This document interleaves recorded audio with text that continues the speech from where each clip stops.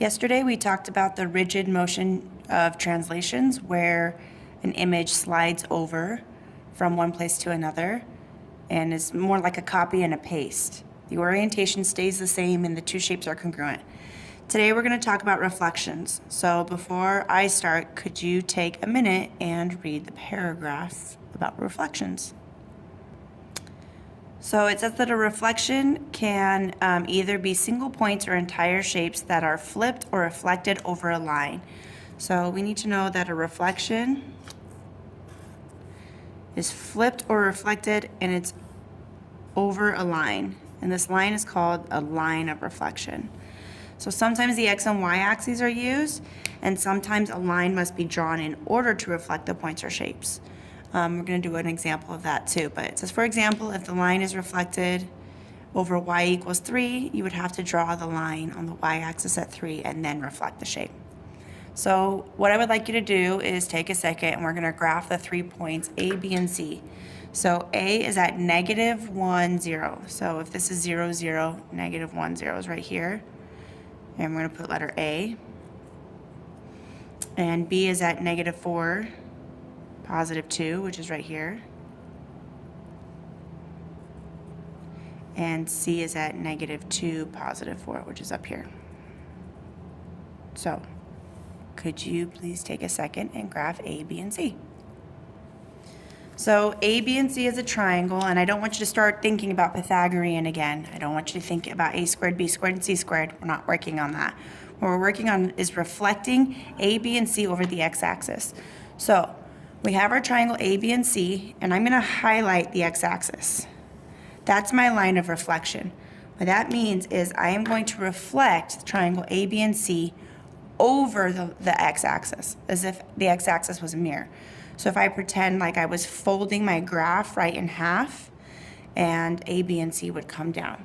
So I'm going to trace on my piece of patty paper, and I'm going to use like the corner instead of like the middle, because that way I can reuse the same piece of patty paper. A, B, C, and I'm going to lightly draw the x-axis and the y-axis. Now, when I flip it, it's a flip over the x-axis. So my line of reflection is down, so I'm going to pick it up, flip it over, and that little x and y axis mark that I made is going to line back up. And if I do that, I can see where A prime, B prime, and C prime are going to go. So I'm going to show that again. So I marked point A, point B, point C, and I marked the x and y axis. When I reflect it over the x-axis, that means I take my piece of patty paper and I fold it down over the x-axis. And I'm going to put my two little x and y axis markings down. So now I can see where A, B, and C go. Now this is the hard part because I kind of need to figure out how to know where those points go. So I just trace over them again with my pencil, and sometimes the points can transfer lightly onto your paper, and then you can see where they go. So this is A prime, this is B prime, and this is C prime. So it says, what are the new coordinates? So A is still at the same spot. It's at negative 1, 0. B has the same x value, negative 4, but its y value is now negative 2. And C has the same x value as well, which is negative 2, but now it has the opposite y value, which is negative 4. So if we look at the original points and we look at the new points, when I reflect over the x-axis, the x values stay the same.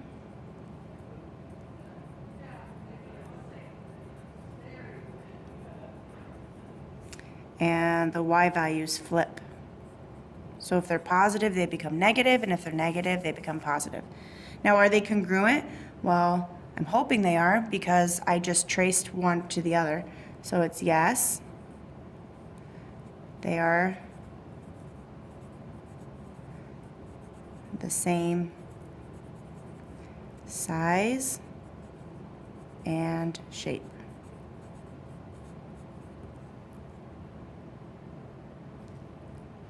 So the next one is over the y-axis. So I'm going to pause my video, But you should be able to graph A, B, and C, and then highlight the y-axis.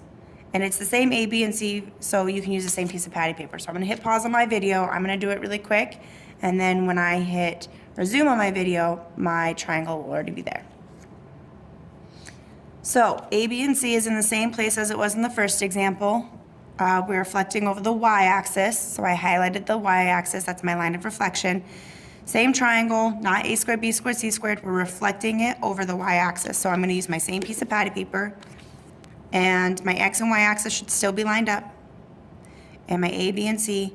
Now this time I'm not reflecting over the x-axis, which is down. I'm reflecting over the y-axis, which means I'm gonna pick up my piece of patty paper and flip it over. So I have to pick it up, flip it over, and reline up my x-axis and my y-axis, and that's where my A prime, B prime, and C prime. So again, I'm just gonna trace over those, and hopefully they transfer lightly over onto my paper, and then I can darken them.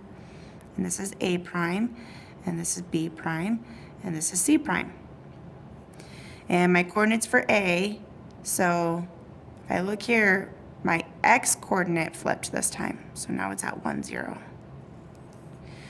My B, my x coordinate flipped again, it's at 4, 2. And C, my x coordinate flipped again, it's at 2, 4.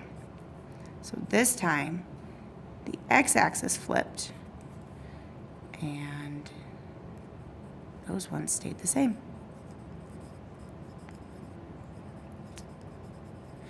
Are they congruent? Well, let's hope so. So I'm just gonna say, yeah, they should be congruent. They're the same size and same shape. So I'm gonna hit pause. I'm gonna get out my practice problems, and I'm gonna show you one more where we're gonna reflect over not just the axes, but a line. Okay, so number 7, it says reflect across the y-axis, or y equals 2, sorry. But here it says graph the line y equals 2. Okay, so I'm gonna do that first. Y equals 2. Y-axis, 1, 2, that's this line. So that's my line of reflection. I'm gonna use my same piece of patty paper, and I'm just gonna go to a different corner, and I'm going to graph letter E, letter K, and letter A, and label them. Now, instead of drawing my little marking for the X and Y axis, this time I'm gonna mark it on my line of reflection